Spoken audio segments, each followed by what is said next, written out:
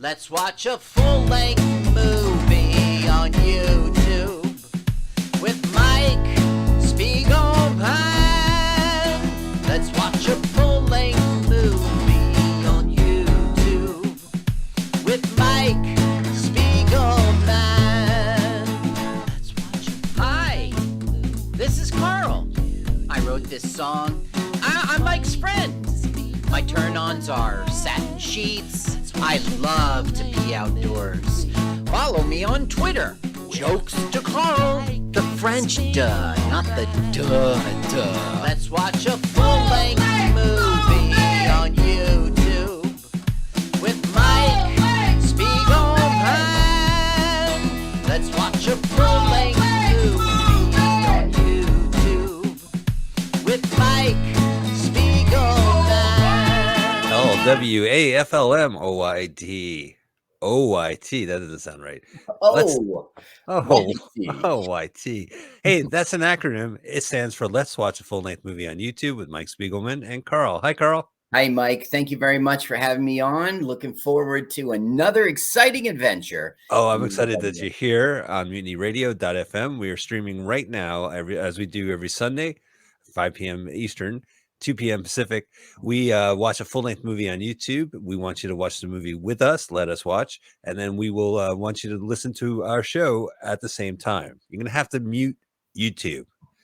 We've done over 300 episodes, Carl.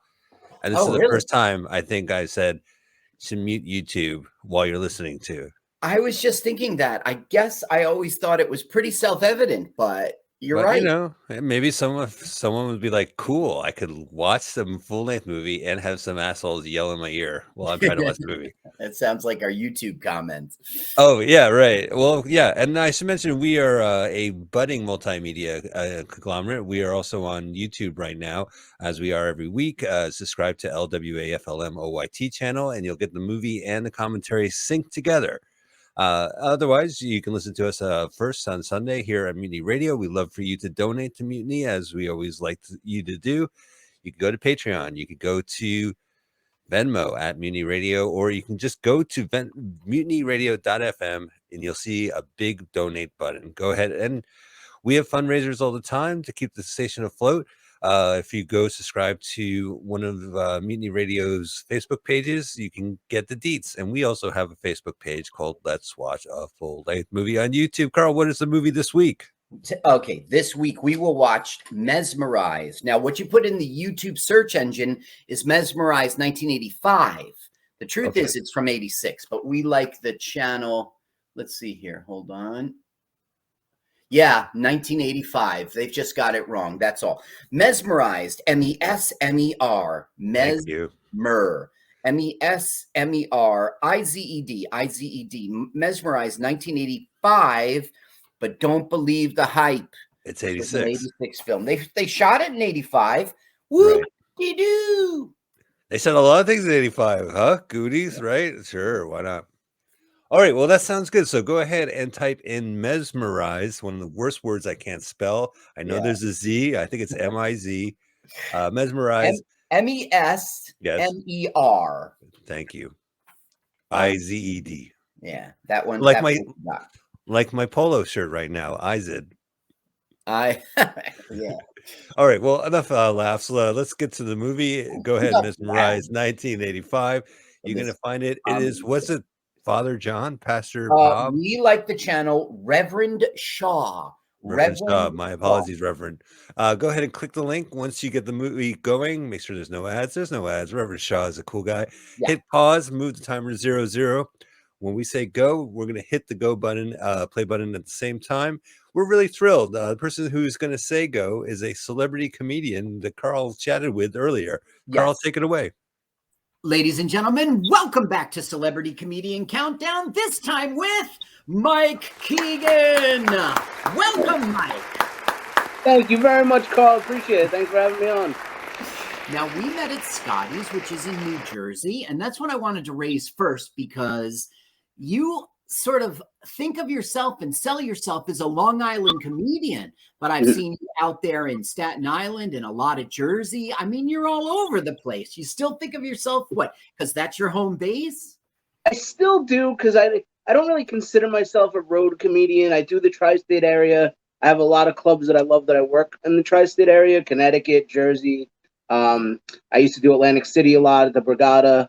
But my roots are on Long Island. That's where I first started out. I live 5 minutes from my favorite comedy club, Governors. I'm there 2-3 nights a week. So I don't try to write material as a Long Island comedian because there's a lot of Long Island comedians that write their material about Long Island and then their acts don't cross a bridge and they don't translate. So my act so much isn't a Long Island comedian, but I do consider myself. I work the three clubs on Long Island. I work them mostly. Mm-hmm. And okay, so I get it now. I mean, you're not a road comic. You're tri-state, but you don't base it around Long Island because you'll screw yourself. Yeah. Now, but, when I started, I kind of wanted to be a road comedian, but then you got to have the job to pay the bills, the family, and everything. So it's a tough life living on the road and everything. So, I'll get out as much as I can, a couple times a year. I'll branch out into the Midwest or something, but I try to stay close to home. And also, if you're a road comedian, there ain't that much green out there, right? Exactly. I know. It's right. And to get that kind of green is just busting your ass, just from Monday through Friday, you're playing bar gigs, and then you get those nice ones on the weekends. But there's a lot of they call them floor-waller shows, like little tiny bar gigs where half the people there don't even know that there's a comedy show going on. That's right. So. The TV, you're competing with the television. Exactly. We've all been there. Yeah. So now you're out there grinding, and one of the things you got is a podcast going on. It's called the Hershey and Keeg. No, the Hershey and the Keeg Show. Tell me how to say it right. It's the Hershey and the Keeg Show. Yeah. And Hershey is spelled with an SCH. Yep. HERSCHUI. That's my co-host, Mark Hirschman. It's kind of a new endeavor. Mm-hmm. I used to have a podcast for a few years with my girlfriend. She's a comedian also. And it was called Domestic Disturbance. But a good one. I'll tell you one thing. We used to cause a lot of fights between us because we're very different politically, and that's how we get into arguments. So we kind of stopped doing that. Yeah. So now I do the show with my buddy Mark Hirschman. We started a couple months ago, and it's great. He's one of my best friends in comedy, and we have a lot in common. We have a great dynamic. I feel a lot of people giving us great feedback. So we do a little bit of everything. We started off more as a focus of a sports talk radio. So they're both big Yankee fans, big sports fans, and we've had a lot of pretty high-profile guests from WFAN, which is our big sports mecca here. We've had Evan Roberts, who's probably the biggest New York tri-state area sports. He's on the Carton and Roberts show, so that's probably the biggest show going right now for sports radio. We've had him, we've had Steve Summers, Mark Malusius, all these big New York sports guys. So. We're getting, hopefully Mike Piazza might be coming on soon. Really? Yeah. So we have a sports fan. Is he a comedian? Yeah, Mark Hirschman's a comedian. He does not perform very much because he's got a big family and he's got a lot of responsibilities. One of the funniest guys I know, one of the first people I met in comedy. But this is his outlet now because he doesn't get to be on stage so much. So we do it every Tuesday night live at 9:00. We do it at Governors, at the radio studio Governors. Really? Yeah. Tuesday 9 p.m. is when you record it or when it broadcasts? That's when we record it. We record it and we put it live on YouTube. But then we also put it on Spotify for people to watch after. Yeah. Okay. So Spotify, and are you also on iTunes or? We are on iTunes as well. We're on Spotify and iTunes basically. Yeah. And so every episode's on YouTube. So if people want to find that, it's the Hershey, SCH, the Hershey and Keeg Show. Yep. Is there a channel? Is that the name of the channel on YouTube as well? The name of the channel, it's on Gov's Radio Podcasts, GOVS, like Governors. Yeah. So it's out of their studio, so they run the whole, so it's on their podcast channel.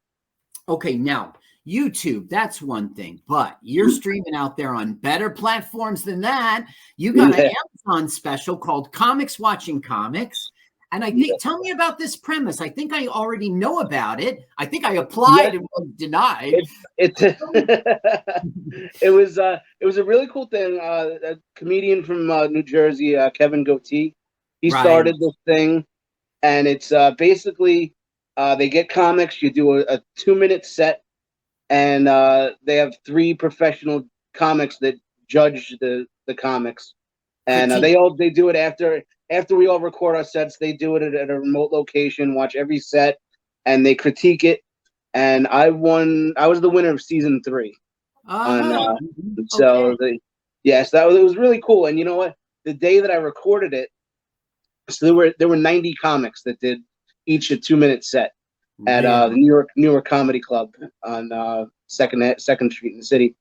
And so there were 90 comics. I had pneumonia, and I also had a show that night in Jersey.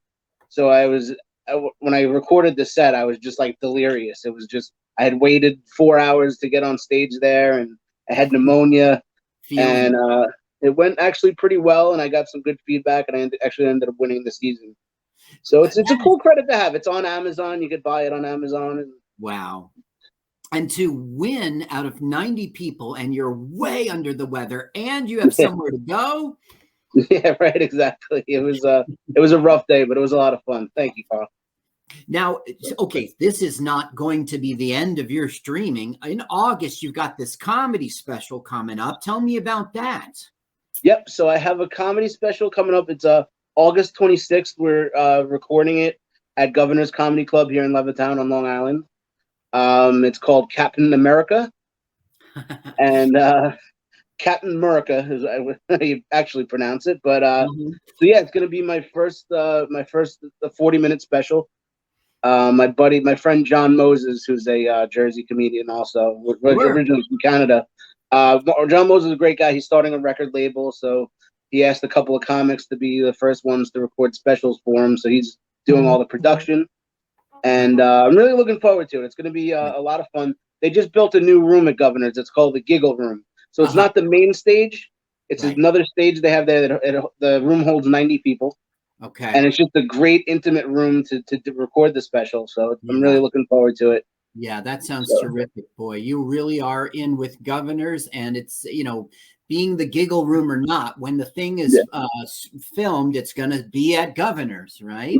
Yeah. Governors, that's my home club. I love them. Now, Mike Keegan, which is Keegan, Mike Correct. Keegan, how can people find you out there on the internet, on social media, YouTube, a website? I'm big on Facebook. So Mike Keegan on Facebook, but on I actually deactivated my Twitter because I got in a little bit of trouble for a tweet that I wrote. But I am on Instagram at mckeeg75. And I might be getting Twitter back, but my podcast, Hershey and the Keeg Show, they have a Twitter page, so they can always get in touch with me there. Also, if you prefer Twitter, but I've gotten quits. Yeah, but that's what it is. I got in trouble a few years ago. I got banned from a theater on Long Island. It was a Newsday and everything, and I had to get rid of my Twitter account. Oh, it was a Newsday. So that's you could use that as one of your credits, right? I could use it as a credit. I'm not proud of it, but well, you're paying. It's for comedy. You don't have to tell people the content, though. Exactly. Okay, now, Mike Keegan. Everyone at home is poised to watch this movie at the exact same second that we do here in the studio. So this means we must be synced up. So why don't you go ahead and give us that celebrity comedian countdown? 3, 2, 1, go! Thank you, celebrity comedian. Back to LWAFLMOYT. Oh, New Zealand, which uses the acronym LW. Is it L, right? In New Zealand? New Zealand. W, land. A. There's no F. Now we start out in a trial. That's where we're starting, a trial. And then if we like the movie, we pay for the full amount? Right. It's just a trial. Okay. We're going to charge your credit card after 30 days. I keep forgetting about these trials. And then 30 days later, you charge my credit card. That's what they're counting on. Now you can see that it's based upon the English barrister, and it's based upon the English, not system as much as way of doing business, because it's New Zealand. And it opens up in a trial, and Jodie Foster is on trial. Right. Her name is Victoria. Victoria. Now she's flashing back. How did my time start here? I've often wondered. This is when she's sort of is a male. A male is called a bastard. What's a female called? Also a bastard. Bitch. Okay, No. so there She's is a lady Jodie Foster lady in bastard. English. Carl, it's lady bastard is what you're looking for. So here is Did I pass the job interview? no, No, but we'll damn it. be in touch. All right. Here we have the father of a girl who got herself in trouble, and it went all the way to term, and now she's got a lady bitch. What did you say? Lady bastard. Lady bastard. And he's bringing it to an orphanage, and that's how our story starts out. She's a 18 years later here. Oh yeah, that guy was really stingy. He's like, "Can I get the basket back? Like, Well, here, take the baby, but I want the wicker basket." yeah, let's get rid of this bathwater. So he goes, she says, "What is the little one's name?" And he goes, "Name? I don't think the lady bastard has a name." So it's letting us know LB. she started a little, she started way LB. But she hears at 18 she has a visitor. What the fuck? A visitor? Who the hell? Me? It's Aunt Flo. Sorry I'm late. I know you're 18. I'm sorry I'm late. And okay, so here it is, John Lithgow. And of course she says, didn't I see you on Third Rock from the Sun? Right. Are you still a movie actor or a television actor? Let me know. So she's like, "Do I know you? Are you a relation?" And he's like, My name is Oliver Thompson. I'm a merchant." So I don't know. Somehow he heard about her, comes here and says, "Do you want to get married?" He just goes to the orphanage, sees who's 18, and says, "Do you want to get married?" No, he specifically came for her, and it's a mystery in the film why he did. Right. And you've seen this film, Yeah. so you could spoil the mystery right now. Well, that's the thing. It's really poorly done. I'm not sure that the mystery is revealed. I really am not. There's this one segment.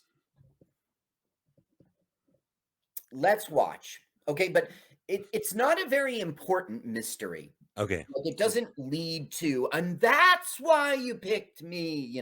Somehow he heard about it. Okay, so here they are getting married. I mean, I don't know, like from her perspective, that's another poor thing about this film. We don't get into her head very often, and her acting is very flat. Now, Jodie Foster is an excellent actress. Right, sure. Look, not getting kissed. You see that? We're getting Right. married, but yet she won't kiss her husband. Thank God her family side wasn't there. It would have been even more embarrassing. But the thing is, that's another flaw in the film, because we never get into Jodie Foster's head, Victoria's head. So we don't understand, is it a Catholic upbringing? Is it, some sort of abuse? Like, why won't she kiss? Now look, I know he's a stranger, right? But Right. consider the year and consider her life. She doesn't have any young woman feelings that she would be interested to know what's, she hasn't ever dreamed of being with a man, and getting married. She was still thinking about that wicker basket from 18 years ago when she arrived. Now her voiceover says, "I never considered being married." I mean, it's sort of okay. You Now didn't tell me she's the narrator. Yes, she is. Does he go, that's me in court? Can you believe how did I get here in court? Now look at bath time. Oh my gosh. Yeah. It wasn't. Rub-a-dub-dub. Draw the women's baths, will you? Yes, sir. Right away, Yes, sir. right away, sir. Absolutely. Yes, That's why I'm ma'am. here, sir. Now look how they're in there. They're not naked. You see that? Yeah, well, good. There's Now still look, some horseplay. this is the only time we're looking at Jodie Foster really having fun. You see her wedding ring? They're like Right. talking all about it, and I Now don't she's not having know. fun. I think the film suffers.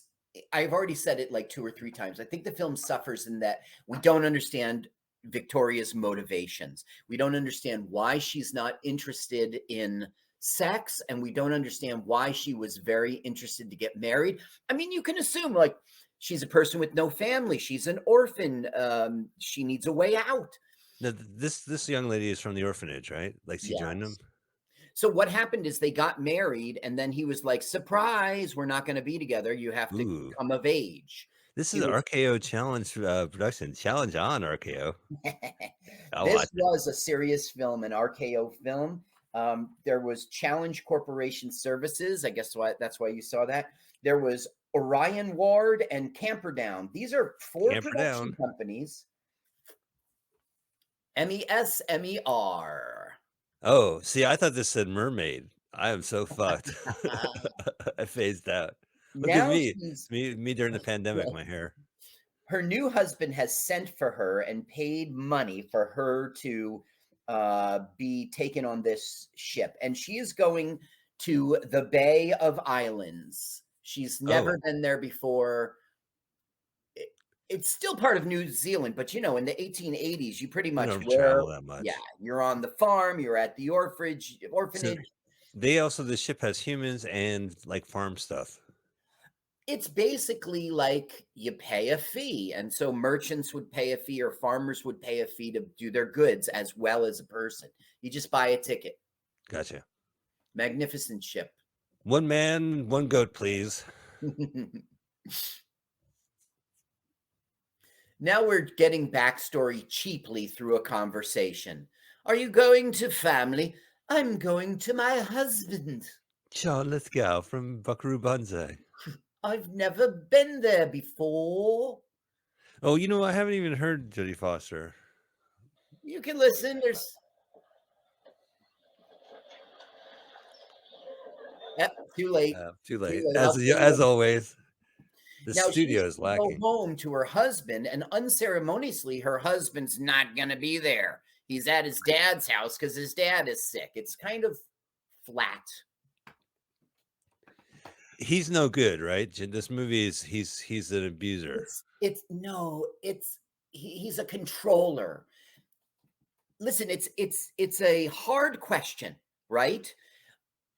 She will not be sexual with him, and he's not a jerk about it or something. He's just a dude trying to, but he does peeping Tom her, which is fucked up. And he controls her, like watches her movements, where he's been. But it's because he grows to a paranoia. Yeah, it's not great behavior. We could put that out there. Well, we can put that out there, but it's kind of like not appreciating human psychology. It's more just like saying black things are black and white in a cancel culture way. You're controlling of your wife, so you're the bad guy. But meanwhile, they're not a partnership of love, and they're not a partnership of physical love, and they're not friends, you know? Right. Now, later in the film, she Yeah. will grow to be extremely comfortable with him and start making jokes and stuff. I don't know. It's a difficult question. His behavior is not good because he needs to chill out and just let her be herself. But her behavior is very like, why'd you marry him? What are you doing here? I don't know. Is there a daughter involved, and will she be able to do it with or without her daughter? Not without her daughter. Not without my daughter. There is not a daughter involved. All right. Is there a panic room involved? Will she run into a Victorian panic, Australian, New Zealand No. panic room from 1890? Jodie will not be in the panic room Well, until yeah. Is she gonna take a flight and then her kid's not on the roster and they're like, "What are you talking about? You're crazy!" And she gets gaslit on a plane. No, there will not be Flight Plan until 2005. She won't be in a panic room until 2002. She won't be in Flight Plan until 2005. What about Maverick? Is Maverick going to show up? You Maverick mean is the same time. You got to give me credit as that. That was the 1800s. James Gardner and the movie, the Maverick no, movie. Maverick will be was 2 years earlier in 1994. Now you're looking at that list. What Yes. movies has she directed? Because I like her films. Okay, directed. Okay. Her debut film as a film director was Little Man Tate. That sounds exactly right. Right. Yeah. Good movie. She started her own production company, Egg Pictures, in 92, and she made Nell, which I'm not a fan of, 94. I haven't seen Nell. And I don't know, in the Mad Money. 2000s, in the early 2000s, she really had setbacks. She had a film project canceled. Her production company just shut down. It just failed. But she was like, oh shit. And she quickly got into, not quickly. She was in 4 commercially successful thrillers, 2 of which you've mentioned. There's also The Inside Man and The Brave One. So from 2002 to 2007, her career recovered, although her production company had never. But she did a movie with George Clooney recently. I saw Well, that. she did. She directed, like, it's called Cuckoo Money or something like that. Not Well, Mad Money. there was Money Monster. Money Monster. Okay, Yeah. so she directed in the 2010s The Beaver in 2011. That was Oh my God, I forgot The Beaver. Have you seen The Beaver? Oh yes, I've been Dear married for Netflix. 27 years. I have seen The Beaver, my friend. Sorry, hang on. Let me get my coffee in my mouth. Go ahead and say that again. Now look, her husband looking. wasn't home, and so. But the truth is, her husband is home, and he's peeping Tomming her. Right. He had to push Pee-wee, Meat, and the other guys from Porky's out of the way to look in there. Yeah, and she pushed aside Einstein in Wonderwall. He pushed aside. Yeah, right. Einstein in Wonderwall. Yeah. My turn. Oh, I'm sorry. I'm so absent-minded. I forgot my time was up. Now, this is like a very fucked up scene. He shows up in the middle of the night and enters her bedroom and is by her side and like shocks her awake to do it. So it's not cool. And she does not do it. I don't know if she smacks him, but it was in the trailer. I don't recall seeing it in the film. I watched it multiple times. But let's find out if she slaps him right now. I might have said the genders backwards there. She slaps him like, get away. Okay, so why would he do this? Show up and there's the smack. Wow. It's a bad beginning. But it's setting us up for our film that he's going to be the bad guy. They're both remarkable actors. I mean, during the 80s, they played so many different people. Like, I can't believe the dad from Harry and the Hendersons did that. He often would play the maniacal bad guy. He was really good in that. We had like 3 or 4 roles with that. Yeah. He did a movie called Raising Cain with Brian De Palma. I honestly feel like he stopped making movies after that. I mean, he did Third Rock from the Sun shortly thereafter, and I was just like, how can you? He just did such an amazing performance that it was like, you can't top that. Like it was so crazy. Okay, now he is taking her to see like his businesses. I'm a merchant with a chain of shops. Is that Michael Murray? Yeah. That's brother George, and he's going to way fit into this plot. Okay, we just saw brother George. We don't know anything about him yet. The first step, there he goes. This is my brother George, but he's not a real character yet. So he goes, I've got a chain of shops, not a big chain, but in 10 years' time, I expect to turn a profit. And I was thinking, 10 years' time? That is a long haul. So anyway, he's walking in. He's the big boss. He's bossing around his brother, who's making reasonable things like this cheese is going to go moldy before we sell it. Bring it to the fair for half a crown. And then there'll be a rat.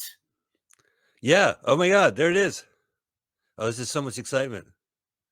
Kill that rat. That's what I'm gonna do. Did you see the shovel hit the rat? Yeah. You check did the rat die?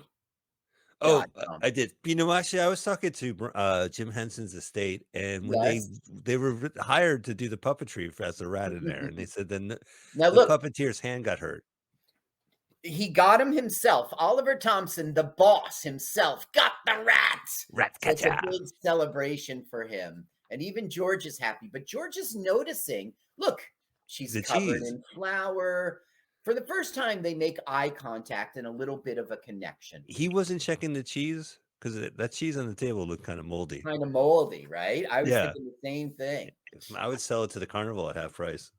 Okay, so I never answered your question because we got interrupted, but Yeah. she directed in the 2010s The Beaver Money Monster, 8 episodes on Netflix of The Orange is the New Black and House of Cards, Wow. and Black Mirror. So she directed 3. That's pretty cool. I was never into The Orange is the New Black, but I watched House of Cards and Black Mirror I loved. She also directed Carnage in 2011, Elysium in 2013, a good film. Hotel Artemis in 2018. And She directed Hotel Artemis? Yeah. Well, I saw the Hotel Artemis. Hotel Artemis is good. It's very John Wickian. Listen, you know how John Wick has a hotel, the Continental? No. This kind of says the hotel is a hospital, and it's Los Angeles, and there's like a future Los Angeles. So there's like riots and it's a safe place for underworld, and it's good. It's good. Charlie Day's in it from Always Sunny in Philadelphia. David Barista's in it. I like that movie. I didn't realize she directed it. I was in the same room as Charlie Day once. Isn't that Yeah. And what, you looked down and noticed? It was your brother took me to George Lopez show, and he was a guest. Right. So he was in the green room, and I was in the green room going like this, like trying to not be a starstruck idiot. I didn't even say hello to him. I every opportunity to, and I was just like, I'm leaving this guy alone. And you know why? I won't bring up that story again. The last thing is The Manchurian in 2021. She directed. Oh, which is new. Oh, Manchurian is the Disney TV show, right? No, I think that's The Mandalorian. I don't know The Manchurian. It was not a candidate for my movie list. Oh yeah, it wasn't that a candidate. Okay, so what we're getting now is connection between the brother and Victoria, brother George. George is our Star Trek connection. We haven't had one in a long time. We've been watching these race crash 'em up films with H.B. Halicki. Yeah, we just came out. I hope you guys have been listening to our show and enjoyed the last 3 episodes where we watched a trilogy of films directed by the late Toby H.B. Halicki, and it was just car crashes. So there was nobody from Star Trek in those movies. That's right. That's right. Not even a one. Now, okay, what's happening here is basically like we've been married a month and we're not doing it, what they're saying in their polite way. Right. And then Oliver gets an idea. She would be up close to him if she would be the one to trim his beard. Oh, how stupid. Right. So he's like, Victoria, I tell you, my whiskers are getting a bit long. Itchy. Perhaps you'd help me out? And this will be a recurring theme. Like, the closest he can get to sex is getting... Yeah. I really knew what was in her head. Like, we don't understand why she... Like, we see her and George together, but we don't get any spark of chemical that they love each other. Ooh, look at this, real nose hairs. Method acting. Now he goes, you're a remarkable woman, Victoria. And she rejects him. Yeah. Right. Well, she just picked the nose hairs out of his nostrils. Yeah, it's not exactly. Yeah. But now he's got a way that she can be close to him. Anytime he wants to be close to his wife, he says, would you trim my beard, huh?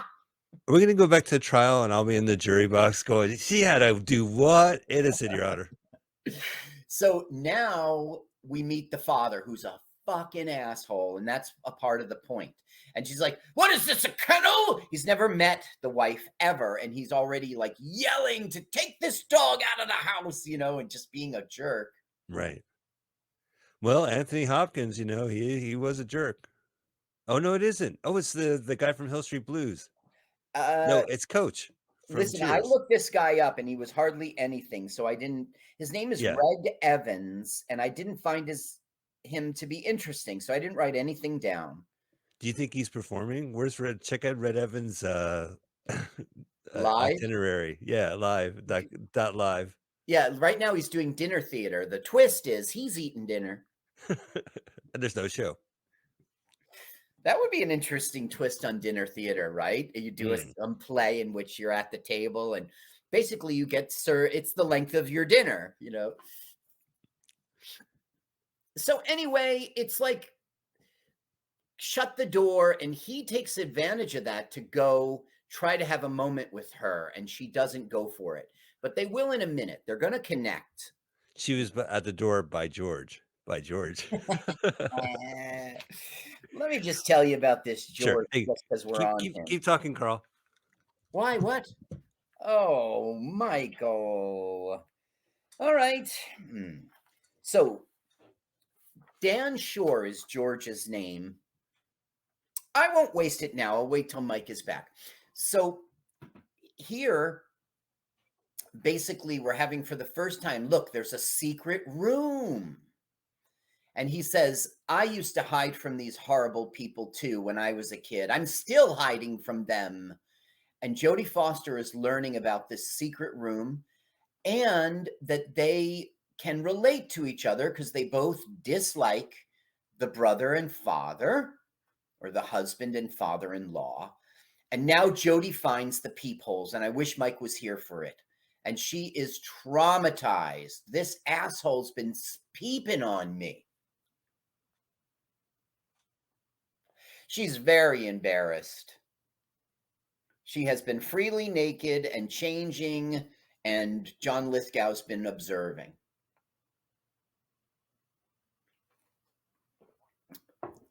Now, there's a moment in which there's some sort of connection, and I guess they run away together. We'll get there. Look at him contemplating how rough Jodie Foster has it, Victoria has it. Okay, so now it's later, and it's sort of like after dinner cigar kind of thing, sipping the brandy. And the father's like, you need to get home. Okay, Mike, what you missed? She goes upstairs for some reason. He goes upstairs too, and reveals to her a secret room. George does, and George says, "I used to hide in here from them when I was a kid," sort of relating with her, like, "You don't like him, I don't like him, and I've always not liked him." So they have something relatable. But in this secret room, Victoria discovers the peepholes. And she's very emotionally, she's embarrassed. John Lithgow's been peeping on her, and it hurts. Did he not think that she would not see the peepholes? It's a secret room. It's a hidden room. She didn't know about it until George pushed the wall. Oh, I got you. So now it's like, bring Lady Victoria downstairs. And then the help reports she's not in her room, sir. And then the father's like, not in her room, eh?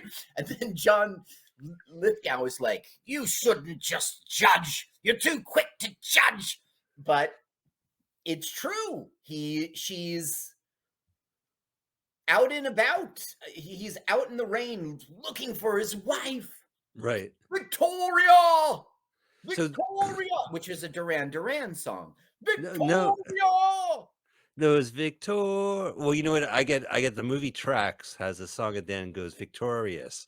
Victorious, you're a winner. So I always think Victoria. And then there's Laura Branigan, right? I think it got your number. Wait, what was the name of that movie? Tracks? With the 2 X's. One of these guys was in it. What? Yeah, someone was in tracks. I'll have to figure it out. Wait a second. Robert Davi's in this movie. Shadow Stevens is in this movie. Oh, we saw tracks. Yeah, right. The guy Yeah. from Back to the Future is in it, and I wish I could remember his name. Okay. And there's yeah, we've seen tracks. I I've will look it up. Somebody was in tracks. Oh, it was probably our Reverend who we haven't met yet. I want you to know this director was the producer for the Christian liquor store. Oh, gone full circle. Yeah. The director's name is Michael Laughlin. He just died last year, and he died in October. So late last year, he just died. And he was the producer in 1971 for the Christian liquor store. Now, okay, just so I can finish it, I think you know Strange Invaders, 1983. Right. He was the writer and director for that. It's a cult movie. Okay, now this guy's like, the mistress isn't here. She gave me a crown. She gave me a crown and told me to give you this note. So what's happened is Victoria's running away, and she's running away with George. And she hawked, you can pay money and get it back later. She hawked the horse and carriage and was nice enough to send a note to John Lithgow that said, come, you can pick up your horse. Yeah, right, over at the old pawn shop. So the father and the son are racing down to the docks to see what the fuck is going on. They're going to go to the window where the ships, and they want to see the passenger manifest now. Manifesto. And they find out that, not the manifesto, the manifest, the list of passengers. There they are on the George Washington sailing for America. Oh, wow. Now the film has an opportunity for us to really, for her to really reveal her heart and to see a love connection between George and Jody, and we don't see it. She says, I couldn't have stayed in that house another day. But she doesn't. Killed me. We don't really learn. That's why this film is a bad film. It's on YouTube. It's because there's no spark to this movie. It's even based on a true story. There's no... Well, also, I know that she doesn't go to America because she's at the trial in New Zealand. Right. Yeah. Okay, now this is a very important scene. You got to watch it because George is going to get a bonk on the head. So bad, they think he's dead. Who's going to... Oh, they're going to bonk him?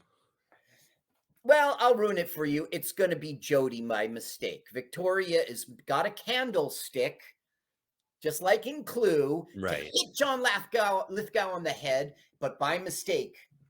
Watch. All right. It's Cluedo, I believe, in New Zealand. Pow! Oh, shit. Yeah. Man, and they're like, you killed my brother! Yeah, but that blow was meant for him. Yes, it was. Now, the father, you would think, would be like, my son. But the truth is, he doesn't respect his son. He respects John Lithgow, but he doesn't respect George at all. He works for John Lithgow. He's doing the heavy lifting of the business, sort of like a sucker. So now they're rushing Victoria back home where she belongs, God damn it. And John Lithgow's behind to deal with what's happened to his brother. Oh, man. This movie has everything. It's got George. It's got Victoria. I just thought it was going to be about Victoria. We got some George in this. So John Lithgow comes home and whispers into the ear of his father what happened to the brother. So basically, they both say to Victoria, okay, you might be a murderess, even though it's a manslaughteress, but nobody's going to know. I took care of it. I stowed him away on the ship to America. We're just going to say he went to America. We never heard from him again. So you're safe and you've got us to thank. You're a very lucky young lady. Just take the rap. Right? These cretins. Yeah, that's not why she's in court in the beginning, because she killed George. So it's Laura Branigan. I just want to finish. Has the song Gloria. So when I hear Victoria, right? Yeah. I think of Gloria, Victoria. Gloria, what? Victoria. Victoria. I know it. Yeah. But tracks of the song is victorious, you're a winner, which, Carl and I were like, what kind of lyrics? This just goes right over our heads. The lyrics say you're a winner.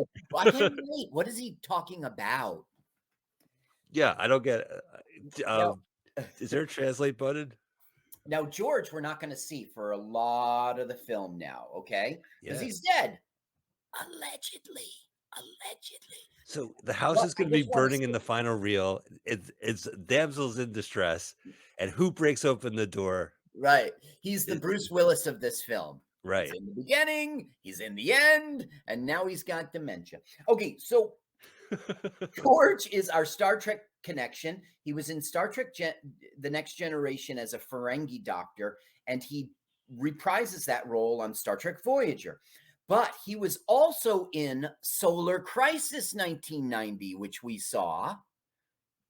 Yes, I remember that. Ghoulies 3, Ghoulies Go to College, which we saw. We said that too. Yeah. Over 300 episodes. We've seen a few of his films. Other than that, he was in Tron as sort of as a bit player. He was in Air Force One as a bit player. He was in the Tron remake. He was in Strange Invaders. Strange Invaders, I think, is that the Randy Quaid movie? Just off the top of my head, I know there's there's Spaced Invaders and there's Strange Invaders. I don't know. Do you recommend? You haven't seen it. You don't. I haven't seen either one. I've seen the posters. I had the ability to stream or check out the video, and and I just don't think I've ever bothered. So now we're seeing. So we're hearing Jodie Foster going, he won.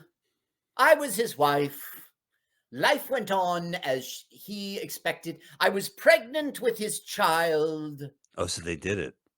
Yeah, that's the thing. They did it. And we don't have any insight into, I mean, we should really see a scene in which John Lithgow was like, come on, we got to have a kid here. Why are we married? Open up, let the sun shine in. Okay. But we don't get that scene. Now, I don't know if this is very honest. Here we are in 1880, earlier than 18. Look, here she is in her bedroom having a trauma because she knows he's looking. He's peeping. Yeah. Ugh. Still, though, we don't understand. Like in the orphanage, there should have been some scene in which she was little, in which she got some sort of sexual titillation, and then like a priest chastised her. We should have some backstory. Now, look, she's looking up chloroform. Right. You see, she's got the chloroform. She's putting it in his drink. And no, it's cornflakes. What this does, she found out from somewhere, because it's 1880, she didn't have the internet, that this will chill him out and he'll stop being so lusty or something like that. What the duck's up with the wall? What the duck, man? I guess that's dinner in 2 days. Yeah, right. You gotta let it sit out. You got covered in salt, man. Now the father goes, what do you think of this? It's a letter to Miss Victoria Thompson from George. Really? He's not dead. Dear Victoria, ouch. Ow. The fuck, girl? Oh, I forgive you, but ouch. You are a lady bastard. Yeah, the letter opens up. What happened? Where am I? Oh, did we win the war? Now you would think that it wasn't like when H.B. Halicki woke up. Did we get the shot? Yeah. Now you would think the father would go, holy shit, my son is alive. Holy shit, I'm happy. But he's not. He's like, if she ever finds this. Okay, now we see Jodie Foster out in town and she's going to a lawyer, but who's following her? Thompson, who has been the butler, who has been the helper. Oh, so you're saying the butler. Yeah. Yeah.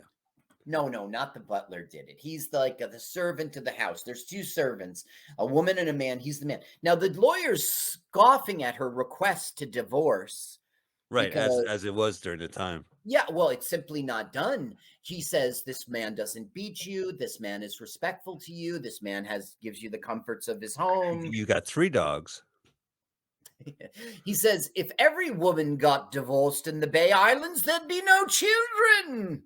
Oh, Poppycock, go back to your know your place, woman.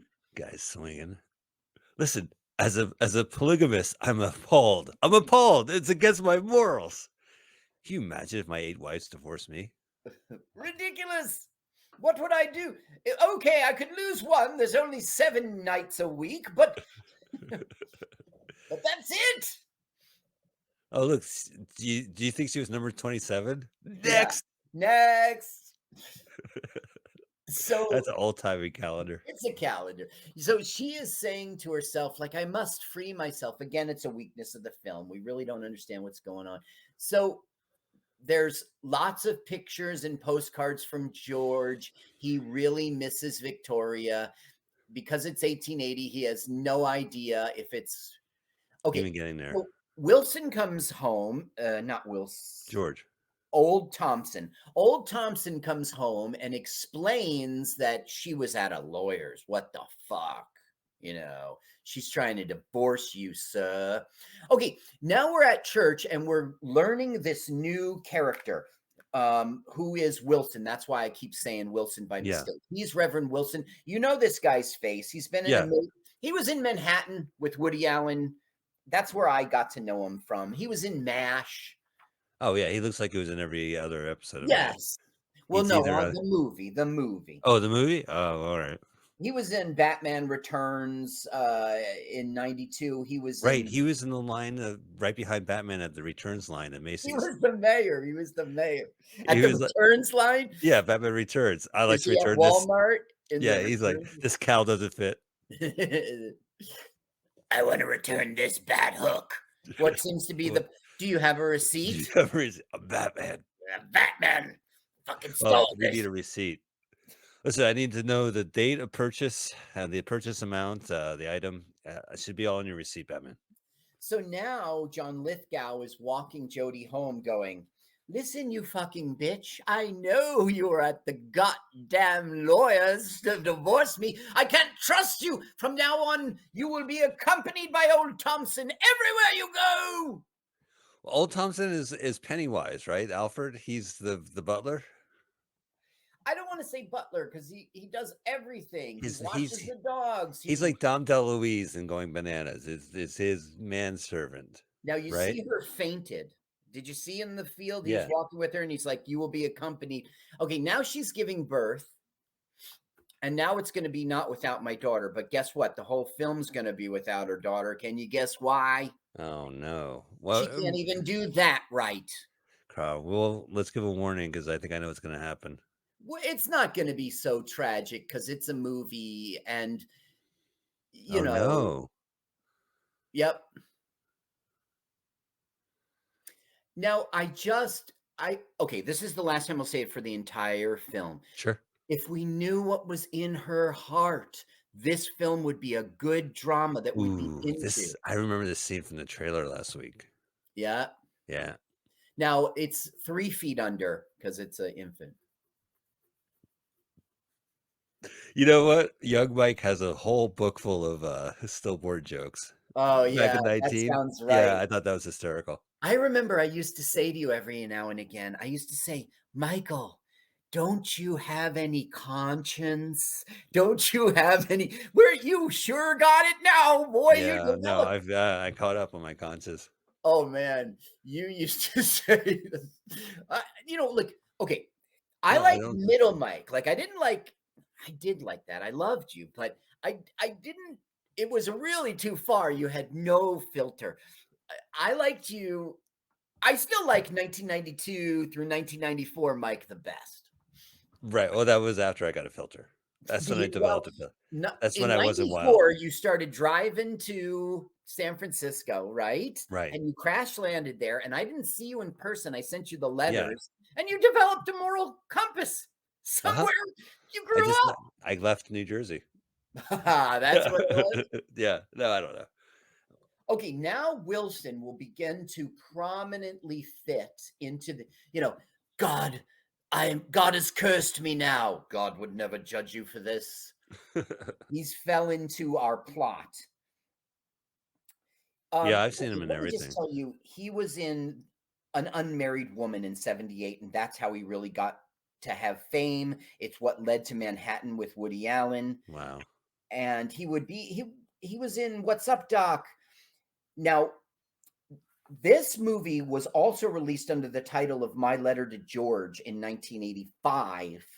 Even though it's 86, I don't get it. And that's his credit. This movie to him is not Mesmerized. He was in Private Parts. Which one? The 70s movie or the Howard Stern movie? 97. So that's Howard Stern. Yes, he was in The Island.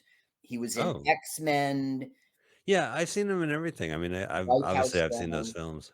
Yeah, he was on LA Law. You know this guy, you know his face, and he often plays the like corrupt politician or the corrupt military general or the like. He's often an authority figure. Right, he's the stiff shirt.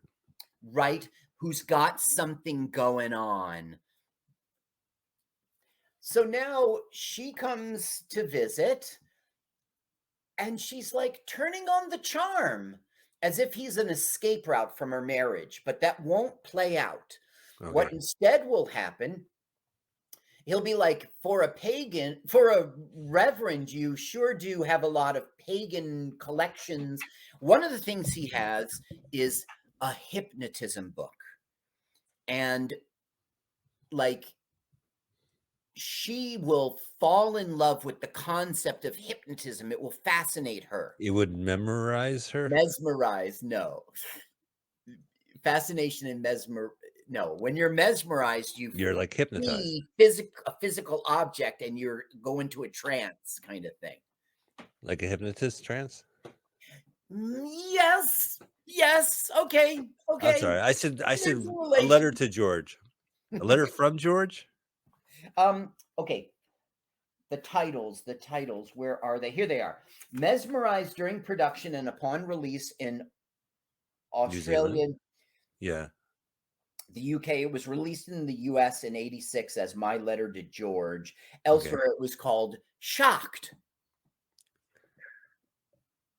Yeah. I guess they had a problem with My Letter with George. They're like, I don't know. It doesn't have much. It should be a shocking title. People should be mesmerized over this title. I want you to, you know what? Never mind. I got it. But look, she's about, John Lithgow is like, come clip my nose hair. And she goes, oh, fuck this again. God. And she discovers George's letters. Las Cartas.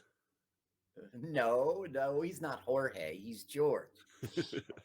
Now, this is stupid, this title. It's titled My Letter to George. But in the plot, she receives a letter from George. But this would be the letter that she would respond to George. Like she doesn't respond. Maybe she does. Look, but George I don't Thompson. see it. So she has discovered now that George is alive and it's trauma. Yeah. But a positive trauma too, even though we don't get in her head. Well, her hair is preventing that. Yeah, that's right. Her coif. Buffon. There's old Thompson. Old Thompson, sorry. I get you old people mixed up. He's like, whatever. Young Thompson, can I have a cigar? It's Old Thompson. Get my name right. Turn it up. She'll start making jokes and stuff now. You wouldn't like it. Well, more than enough for a lifetime. Right, yeah. Lifetime. You take my word for it. Hey, Wilson? A lifetime. Listen. You want excitement? You should come down to the shop. Both of you. We've had more business than we can handle. It's been an excellent autumn. Yeah, here comes her big joke. Excellent winter, too. You do say so, don't you? Okay, that's good. So now, if you do say so.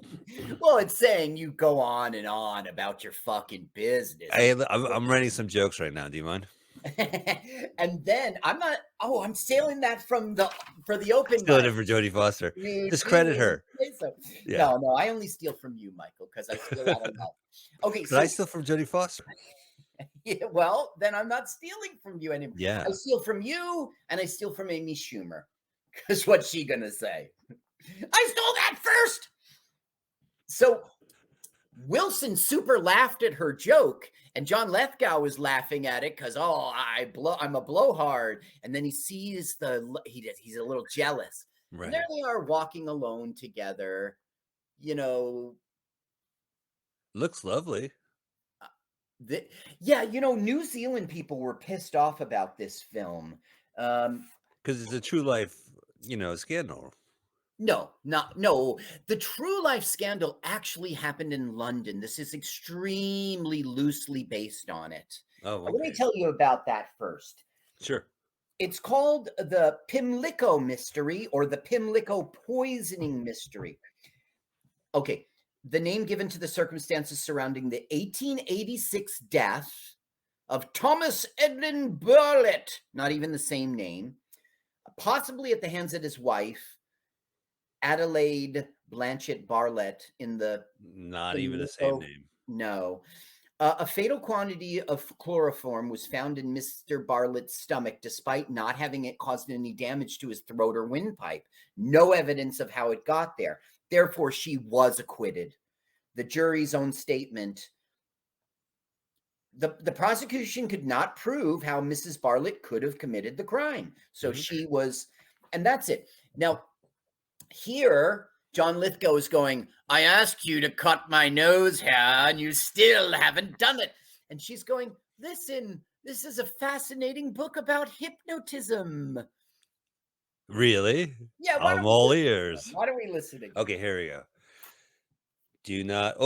If I listen, am I going to get hypnotized? No, this isn't the hypnotism. Exacted unconsciousness, precise of experiments. You are getting sleepy. You are asleep. You know what I'm waiting for. I've been waiting here for an hour or more. Now, when I first Clip saw my this, hair. I thought he was talking about sex. He was like, you know what I'm waiting for. But he's got the scissors in his hand. He's talking about getting his the transference of the teacher's will into the unconscious of the student. In so doing, it creates a link between the two that proves impossible to sever. Now, I think he just needs a little chloroform. I got to turn that. He did. I don't think he's going to be talking anymore. Yeah. So she has been giving him chloroform, but according to the plot, it's innocent in that she just thought this was a methodology to make him go to sleep and leave her the fuck alone already. Okay, now in this scene, the hypnotism will play out and Victoria will get hypnotized and John Lithgow will see this as an opportunity to be intimate with his wife. Any other fads from the 1800s we're going to see here from Australia? Maybe some roller skating. What else? Hypnotism, puppetry, heroin in your, Coke in coffee, your Coca-Cola, a little chloroform in your wine. So there's tension between Wilson and John Lithgow because he's jealous, but it never plays out. He still is a good friend and invites him over all the time. This film always, it doesn't go all the way all the time. Right. Now, so he's like, John Lithgow, you're not a good candidate for hypnotism. And he's insulting him politely by just saying the truth. You're not smart enough to put yourself in a trance. She goes, what about me? And he goes, now you're one brainy broad. So he's going to switch to her. So it'd be more interesting. And he's like, I must warn you, this is a new science. We don't know the implications. Right. We don't know. I'm willing to try it. She's very fascinated by it. And her getting hypnotized, it's kind of what she wants. She wants to understand hypnotism. She thinks it's like the whammy jammy, it's just magic, you know. So she wants to be under the spell of hypnotism. She wants to know all about hypnotism. So watch somebody else. If you won't do it to him, then do it to me. Now, look at John Lithgow's thighs and knees. This is how the director shows us he's lustful. Oh, yeah. Well, you know, that's the reason why this movie had an R rating. That was a body double. John Lithgow was like, I'm not going to demean myself. Right, that's Yeah. right. I'm Get not. a body double in there. And they were like, why not? You see how she's putting her hands together? Like, she's already hypnotized. He's got the whammy jammy. You know, once she was afraid. No, I'm wrong. I'm wrong. This is the fourth time I've seen this film, and I'm wrong. I think it's Wilson who's rubbing his. His thighs. Oh. Maybe it was part of the hypnotism. They're wearing the same pants. Yeah. It's the same style. One has a Who vest, will one you doesn't. be my body double, Wilson? You know, once she was afraid, she was petrified. She was mesmerized. Knowing how I'd live without you in my life. This film's the opposite of that. Now he goes, kiss the one you love. And he bullies his way in to get kissed. Right. Yeah. She doesn't even go to the one she loves. Right. And now John Lithgow's like, you may retire now, Wilson. Thank you for coming over. You may go. And he's like, well, I'll have to break the trance first. And he's like, go ahead, turn it on. Let's hear. Okay. Surely you don't think a husband is unable to take care of her adequately? That's hard to point. Wilson, she's my wife. My wife. I kissed her after 17 years. Take a stroll before bed, if that's all right. He's like, I'll take a stroll before bed if that's okay with you. As if he didn't just tell him, get lost. Right. Well, Mr. Hefner, you don't have to say it twice. I'll leave the mansion. No, it doesn't work out. He doesn't get a sexual encounter with her. No, she comes out of the trance, right? No. No, she's still in the trance. See, this is why they're like, this is shocking. This is mesmerizing. Why can't we change the title? This has nothing to do with the letter. And even a letter to George should be a letter from George. Here we have a very important scene. There are rats, because we saw it earlier that the director was setting us up, or the writer. Well, the director wrote this too, by the way. It was based on a story by Jerzy Skolimowski. Skolimowski. And Jersey's not spelled like New Jersey. It's got a Z in it. Right. But the director made the screenplay, Michael Laughlin. Let me just tell you, this guy. Okay, so they're killing the rats, and how are they killing them? Chloroform. Oh. And this will go into our trial and the doctor's diagnosis. Okay, this director did The Whisperers, Jonah, Two-Lane Blacktop. Two-Lane Blacktop. We know that. Wait a minute. No. That's Monty Hellman. We know that. Oh, he was the producer. Excuse me. Right. Rock on. Two-Lane Blacktop. Producer for Dusty and Sweets McGee. Hey, can I mention? I don't want to mention Christian Liquor's Store, but Monty Hellman was an actor in that movie. Well, that makes total sense. Right. He was a producer for it. And that's how that Hollywood party happened in the Christian Liquor Store, because of this director. Oh. He wrote and directed Strange Behavior and Strange Invaders, 81 and 83. And then in 2001, he did Town and Country. He also shot in New Zealand a horror. Whoa! Back up. Town and Country. Is that the Warren Beatty movie with Gary Shandling? I don't know. I didn't look it up. What year was it? Okay, so I'm going to bet the farm on this. There was a movie that was so overproduced that was going to make the studio lose tons of money. And that film was called Town and Country. It was a comedy that Warren Beatty was producing, and it just skyrocketed, and it was finally released. And it was unceremoniously dumped, and they considered it one of the biggest flops based on the number of screens, the actual production, and the amount the movie took in. It was a huge disaster. So and I seen it in the theater. That's why I had to stop you there. Do you suggest I see it? No. No. Okay. Well, Charlton Heston's there, and there's a scene where he has a gun, and he's like, "Get out of my lawn" or whatever. But Uh-huh. yeah, no, it's if you're a fan of Gary Shandling's show, Warren Beatty would play himself, and they would be partnered up. So it was kind of Nice. neat to see a follow through. And he's also in A Love Story. Remember, like Warren Beatty did a movie with Annette Bening where they're in love. Yes. So That Gary was Shandling shows up.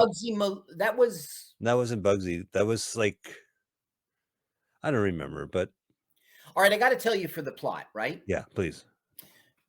John Lithgow's totally sick. And so the doctor's like, I would like to speak with your husband alone, please. So Jodie Foster goes out of the room. Victoria goes out of the room, sort of with her ear on the door like a cup. And basically, he's like, this is poison. You got poisoned. What the fuck? Do you trust your wife? Do you trust her? And then she's overhearing it. So she comes back into the room and says, did you tell the doctor about the rats? And then it comes out that, he was definitely, see him coughing? Yeah. Of course I was there. You don't think I'm going to let the little bastards eat me out of home? Stop my stock? Rat ass tuies. Ratatouille. It's fucking Ratatouille. I don't care if he's cute and endearing. I didn't see the film. I don't get I know it has nothing to do with the food. Lay I off love the cheese. I've eaten Ratatouille hundreds of times. I talked over you. I missed your comment. Sometimes I listen back to our show and Same. fuck, I missed it. It was Same. so funny what you said. You were very angry that I went out to get coffee 3 weeks ago. I learned that the hard way. Because I was there alone. I was like, Well, sometimes in the studio there'll be a knock at the door, and I have to go check in. Yeah, and you have pot. Oh, hello. Yeah, right. No, Pot delivery. kidding. Just kidding. It was Pot delivery. No, okay, usually, so yeah. you see that he is getting better. He can be out of his bed. He can, he goes, you don't have to push this thing. We can get old Wilson to do it.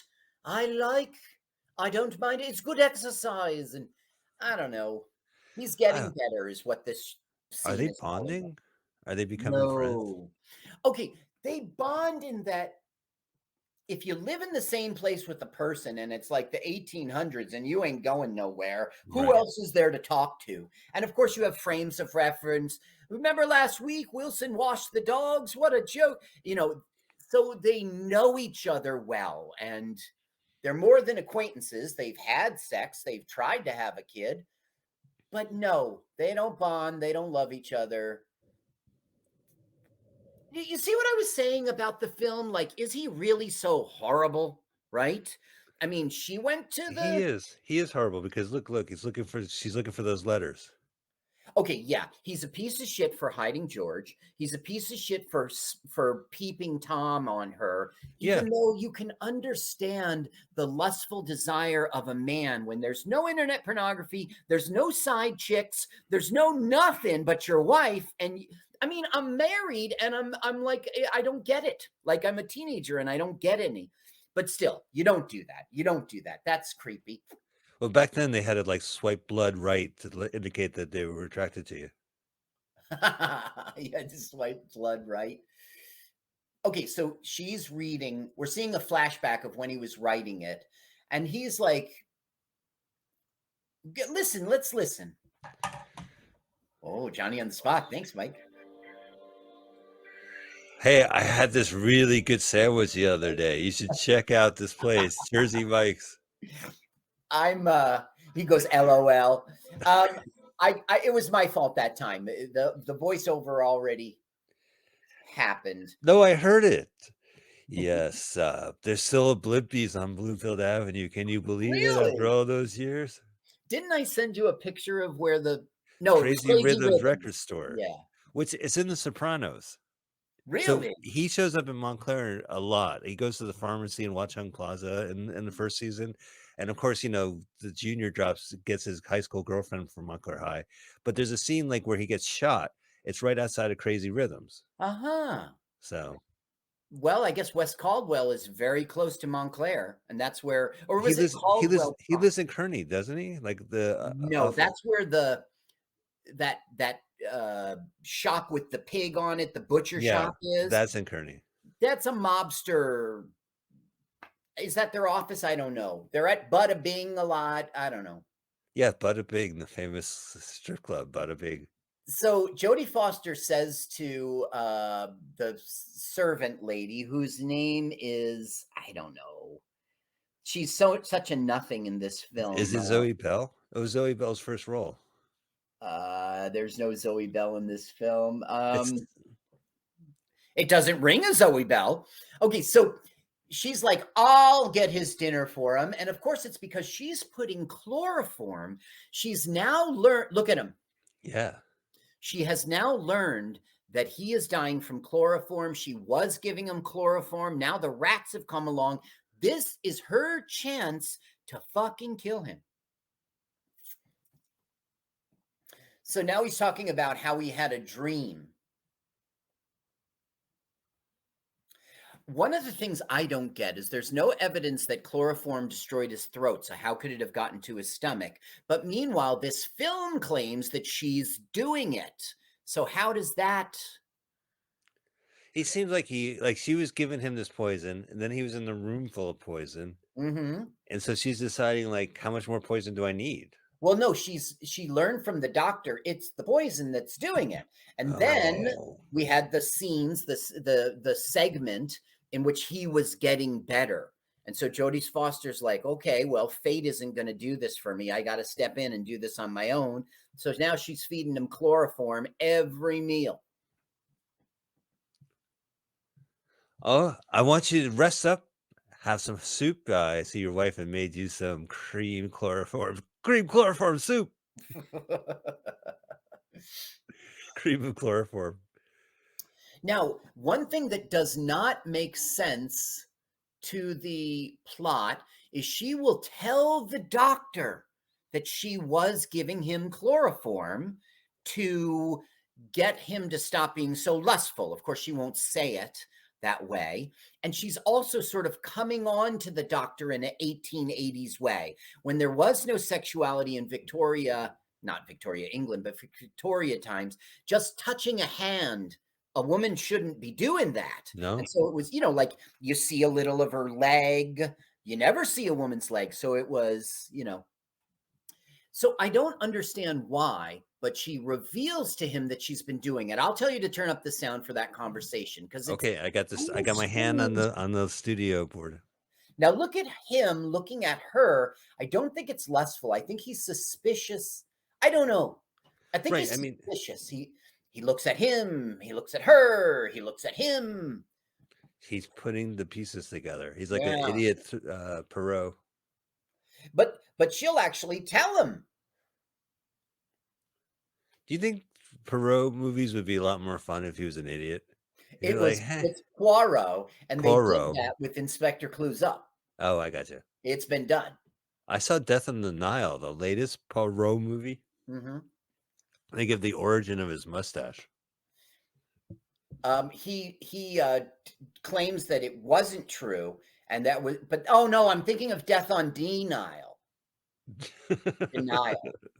I'm thinking of a different. Death is not just a death of denial. It's not just a river. It's not just a death on a boat on the river. So the doctor is taken to staying with him all the time because he doesn't understand why he's not getting better. He had chloroform exposure. He didn't die from it. Therefore, he should be getting better. So he's contemplating it. And he would be in one of the first ads that says, smoking's good for you. Take it from a doctor. Take it from a doctor.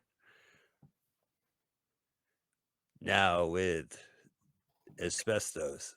This guy, he's known for a film called Kleinham Summer in 82, A Cry in the Dark in 88, and Time Tracks.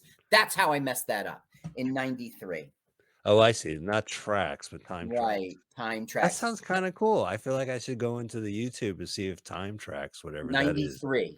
Time Tracks. He was in 40. He's got 42 credits as an actor. He was no slouch, but he wasn't prominent. big deal actor. Okay. Time Tracks, 1993. Beep Didn't beep. spell it with an X, of course. Time Tracks. You know it's a bad movie when your Alexa commits suicide after that request. It says Time Tracks. It says Forgotten Television. It's a television show. Oh. Here's episodes of it. Season 1. It was a show. Hey, you know what? I just turned to this movie and they're pulling his teeth out. His teeth are loose from chloroform. That's one of the things that happens. Right. And for some reason, they got to pull it out. Like it got loose, his gums bleed, and now he's having like some sort of root canal kind of thing. So they're taking the problematic tooth out, and it's easy to take out. How do you do it? Look, they're taking them all out. You see that? Yeah. How do you do it? We're watching it. Even though he wasn't from America, from then on, his nickname at the shop would be the Yank. At the dentist's office, that was his Look at nickname. that bloody mouth. He goes, "Here, this is what you've done." What? What? You see, it's being said out loud, even though no one's saying it out loud. He just throws the teeth. You know, he doesn't say, "You're killing me." This film kind of doesn't explain itself. I bet you it makes sense in the story, but I don't know. He doesn't have much long to live, right? I mean, he's got this poison that's dropping his teeth out, and Yeah, I guess.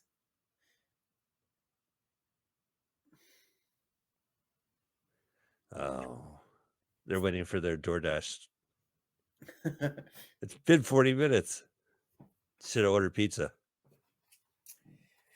Oh, here's the mean old man. Yeah, the father is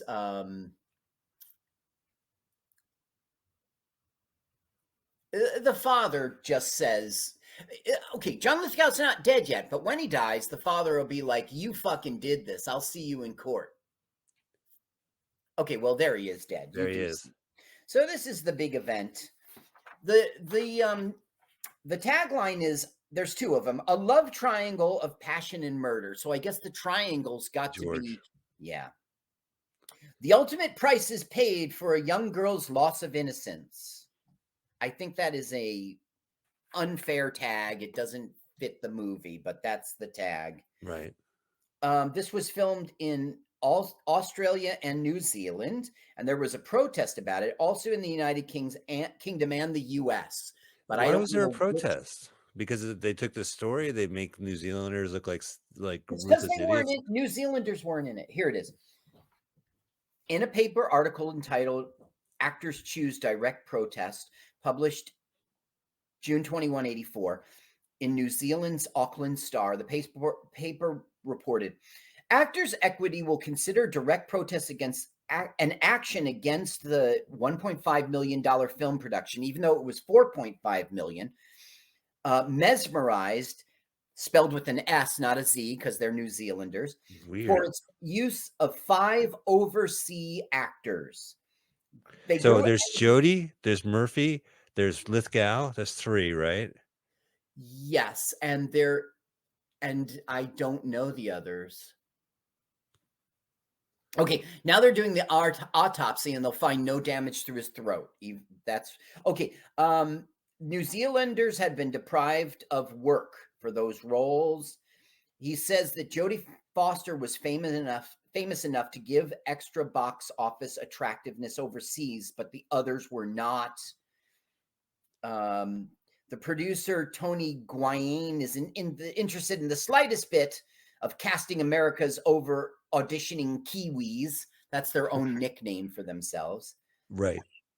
The company is just using New Zealand. What the fuck? So that's... wow, that must have been a big deal back then, because who gives a shit now? The Auckland offices of Challenge Corporate Services, the film's backers, and threatened to disrupt the shoot, but they never did. You know, I'm going to take that back. Of course, you know, there's a lot of productions where you see the lead and you're like, why is this guy playing this?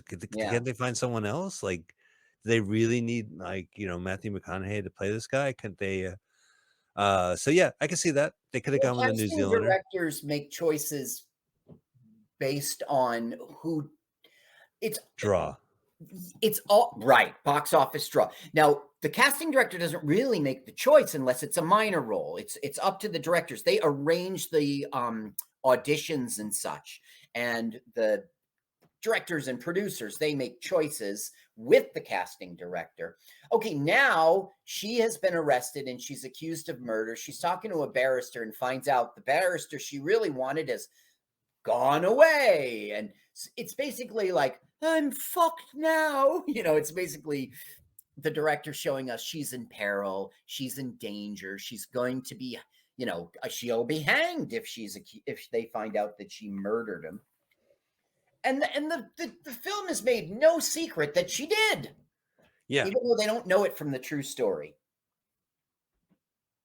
Well, so then I guess the excitement of this film is this trial. Will she get away with it? Yeah, well, yes, that's the excitement of this trial, I guess. The ups and downs is it looks like she's going to get killed. Look at that guy. Do you see the guy staring out the window, staring from outside? Like I'll watch when I see Jody again. You see that? Like it's a full courtroom to the point where people are outside the windows gawking in Auckland, New Zealand. No wonder they call it Auckland. 1880, you can't go to the movies. There is no TV. There's no internet. There's no, the paper is the most a trial like this, fucking shit, something's going on. Check it out. Auckland, New Zealand. There'll be a wine uncorking downtown. Come on. It's like they go to anything. Sure.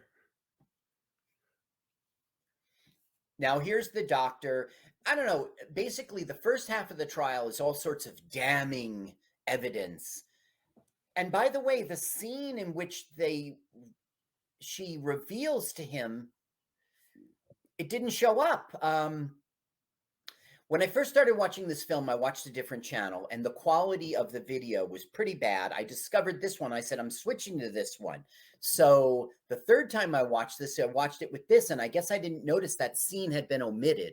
She admits the chloroform. She even shows him the bottle. She touches his hand, sort of like, help me kind of thing. That's strange.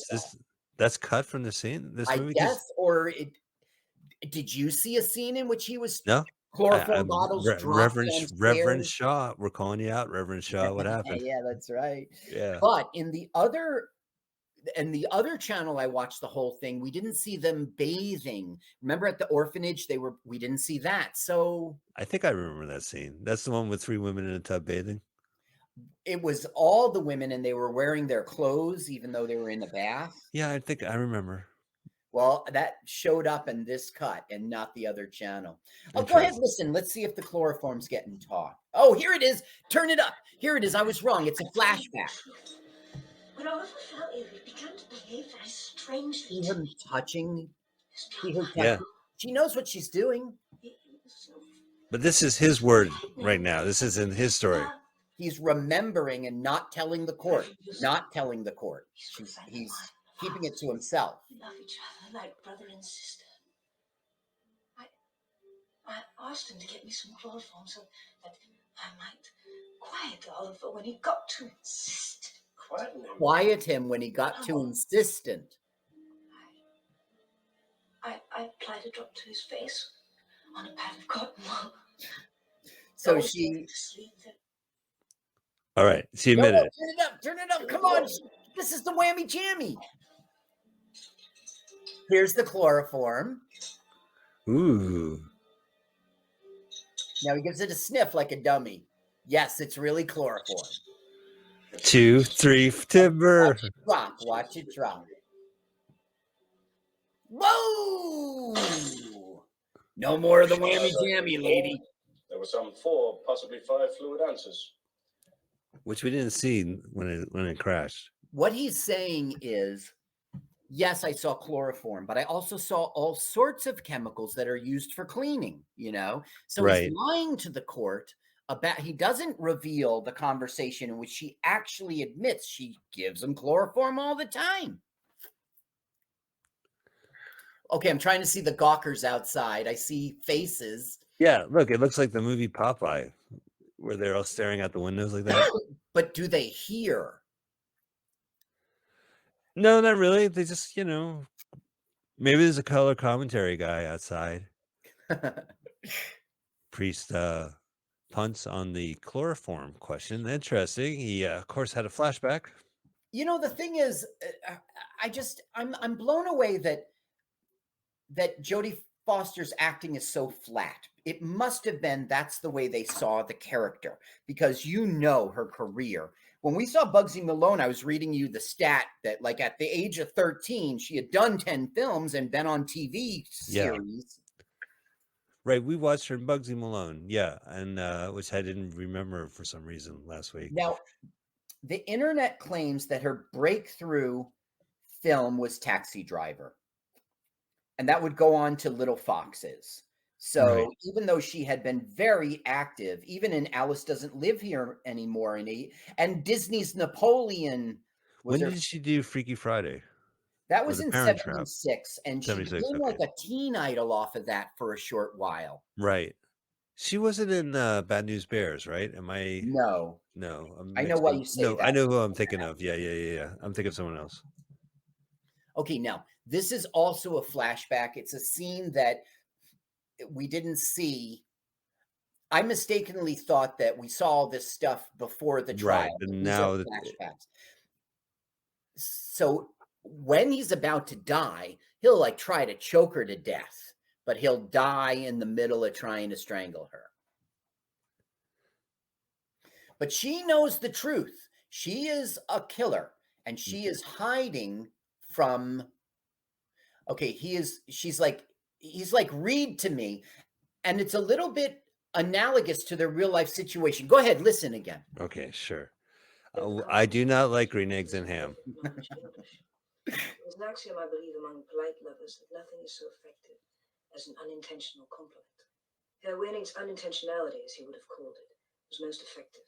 The gazelle, Miss Spoffkins, forthwith set herself to study and imitate the habits of her namesakes. She applied for information. She was not unsuccessful, and in due time glided into matrimony with Sir John Mader, a gentleman who had been baroneted for some excellence so deep. We're seeing all together beyond the film. Remember the chloroform? Remember the scissors? I don't remember the chloroform. Lady Mader. I remember seeing the bottle. Mm-hmm. I remember a napkin being placed on my nose. A hanky. Okay, so she stops reading when he gazes out. I don't know. Ooh, it's gonna now stab look, him. she's trying to hypnotize him. She is trying to hypnotize him. You are a chicken. Mr. Calm down. Did you notice that bottle of chloroform says pocket handkerchief not included? That's right. Cotton balls sold separately. Sold separately. Now look, she's rubbing her knee. It's Right. the hypnotism thing. And he's going to be like, you're fucking trying to kill me. And so he's going to try to choke her. Resist. Yeah. So it's like, he's the jerk bad guy of the film who is getting murdered. You see what I mean? It isn't so black and white, cut and dry that he's the bad guy. The placement of the mirror was tilted, maybe not to show the camera. Oh, yeah, it's a good point. I mean, they've been doing natural light. Talking about getting gaslit. I mean, the whole room's lit by gas and like no, candles. It's all candles. All no, candles. there's no gaslight. Carl, there's no gaslighting in this movie. I've been trying to tell you that. You're crazy. Movie. Carl, you really think there's gaslighting in this movie? I am telling you, there's none. I promise you. Use your eyes, dummy. Who are you gonna believe? Your eyes or me? You're lying, guys. Hey, I'm Chico Marx. You're crazy. You're crazy. Oh, did Chico Marx do that? He has a line. I think it's in Duck Soup where he goes, "So you can believe me or your lying eyes?" Yeah, right. Okay, so I guess this is the choker out scene. Look at that. They drop. Yeah. Now he's like, go. Must clip hair manually. What a good actress. She loosely, her thumb got loose. Uh-oh, she's up. Must She just strangle you. keeps waiting for him to die. She just keeps waiting. Like you said, there wasn't television back then. They didn't have internet. Right. So we're watching paint dry. Yeah. Ooh, I can't. My husband's dying in front of my eyes. I I'm promised to watching watch It's a that. Better Show. Tape We're it. watching grass grow. Yes, but I'm watching my husband die. It's a much better. TiVo it. TiVo, come on over. This grass is. TiVo it. Oh yeah. She's like, it's happening. It's happening. He's dying. He's dying. It's happening. And then I'll he's just like, place no, his I'm not. hands in strangle position Right. and I'm walk away. in strangle position.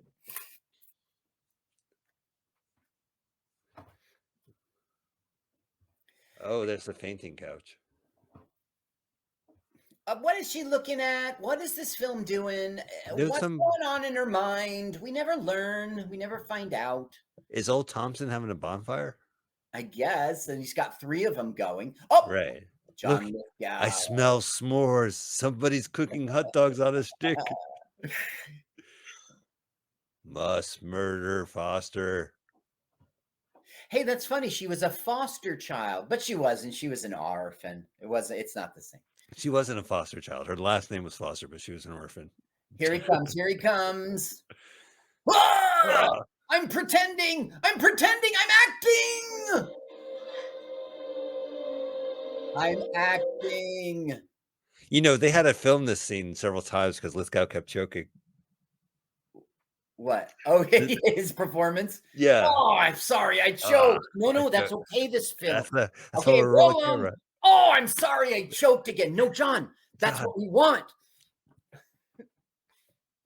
Now, look, he doesn't kill her because he gets interrupted by his own dying. It was just too they much would have it. physical. His lungs, he just couldn't. Get off of me! Get off! Here's your latte with extra chlorofoamy. Chlorofoamy. Okay, so now we're back to the trial. You might as well listen. Where's Dane Edna? What? Dane Edna? Oh, yeah. Yeah, We saw her in my super ex-girlfriend, right?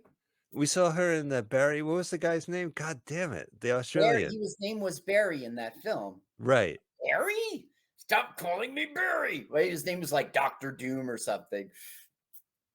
So now the maybe you don't have to listen, but now the doctor says, look, we did the autopsy and there's no way it got, there was no damage to the throat. So we don't know how it got in the stomach. It is a mystery. And the thing is, it's a mystery to us as viewers too, because she sure as fuck was pouring it down his throat. So what? Maybe he just went down his throat into his stomach. You mean It that would be diluted? It was so diluted that it. She went to the foie gras part of the farm, took the funnel out of the duck's mouth, went over to John Lithgow, stuck the foie gras funnel into his mouth where you force feed the animals and poured the chloroform in there. QED. Ta-da! Figured out. Mystery solved. Okay, he's acquitted. She's acquitted. They're not applauding for her. But for the lawyer? I don't know. She just doesn't react to the applauding. Why would they applaud her for being acquitted? I don't know. And why is she at the opera? I don't get it. You got to make a public face. It's like Johnny Depp going to perform rock music after his trial, right? You got to show your face. Celebrate. Oh, yeah. Get your face out there to the public. Now she wanders off inexplicably. Everybody knows what's up. They're all like checking her out. There's Tom Kroll in the lower one. That was she goes off to now connect with George finally. Oh, she's going to write a letter? Now, I really wanted George to end up being a jerk. That would have been so ironic. But my brother. Yeah, hey, can we address the elephant in the room? You killed my brother, right? We were raised by the same father, Now sit down. Yeah, right. Wow. It's a big chair.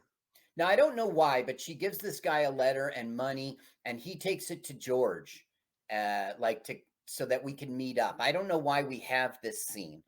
So here's George waiting for the letter. How does he know to wait for it? Well, We he's don't outside. know, but it's kind of okay. Parcels office. Right. That's so New Zealand. Those Oh, I thought Kiwis. they were in France for a second. I thought that was French. By George. Yeah. Hair by George. Hair by George. That's the So letter that's the letter from the title. my letter to George. Okay. All right. I see that. It's a lot. That's a stretch. So now they're together, and we don't see any love, romance, connection, chemistry, even kissing. We don't see anything. That's why this film is flat. They just have a mutual interest. They hate John Lithgow. I think their mutual interest is they want to be together. I think. I guess. Doesn't look that way. Victoria's story is based on a real character, crime, and trial. It is believed at the time that she and George immigrated to America to begin a new life. She was 19 years old. Wow. Yeah. Which we Yeah. don't think. I mean, Jodie does not look 19. You were criticizing my behavior at 19. I didn't murder my husband. In 94, you were. I wasn't criticizing your behavior. No. Hey, I spend the rest of my life trying to atone for stuff I do. I try to be a better person every day in every way. One Carl, what'd you time think by of? mistake, I brought it up on this show. Remember, I didn't Yeah. know it was a dangerous. No, it's fine. It's fine. You I gotta. didn't know it was a sore spot. You don't poke the You spend open you spend wound. you spend your life growing up and learning responsibility Yeah, and trying to better yourself and better the world. Carl, what'd you think of this movie? I thought it was flat. I thought it had every opportunity to be great. It had a huge budget. It had John Lithgow and Jodie Foster. I They love the really cast. should have I love the cast. emoted, and they didn't. So this film was a paycheck. I don't know. See, it says co-produced By Jodie The Foster. internet claims producer, and it's just not true. It was produced by a guy named Antony Gain. I don't know. She's always had like a savvy way of being in movies and being producer of movies and being part of the Yes, production. but this film is not. If you only saw this film, you wouldn't even remember who Jodie Foster was. I mean, this film is a dud, and that's why it's on YouTube, because it's a dud. They had every opportunity in the script. What else was she doing in '86? Oh, get the list. Get the list. The movie's over, and I'm making you get the list. That's fine. In '86. No, that's 68, not 86. Yeah, long list. No, this is in between shit. She did Foxes in 80. She did The Accused in 88. Now, okay, she struggled to get adult roles. She was a child star, Freaky Friday and everything. Even Foxes, she was playing a 13-year-old or a young prostitute or whatever. So it wasn't until she was in The Accused in 1988 of which she won an Academy Award. Right. Yeah. And then Silence of the Lamb in 91. Now she was an adult actress. Wow. All right. I have to say this movie was okay. It was okay, but you're right. It was flat. There wasn't really much, but I love the performances, and I guess that makes it up. So no, you don't love the performances. They were flat. No, but I mean, they do the best they could. I mean, the story. No, this is John Lithgow and Jodie Foster. Yeah, I don't know. He did his. No, look, MEZERIZED. There's two Z's in Mesmerized. MEZ. Look, the title is MEZMERIMEZD. Obviously, MEZ. Yeah, that's right. It's so New England. Listen, 1984. I guess that's the New England spelling, but I was right all along. Carl, I'm really excited. I hope you guys enjoyed watching Mesmerized with two Z's with us. We'll be back next week.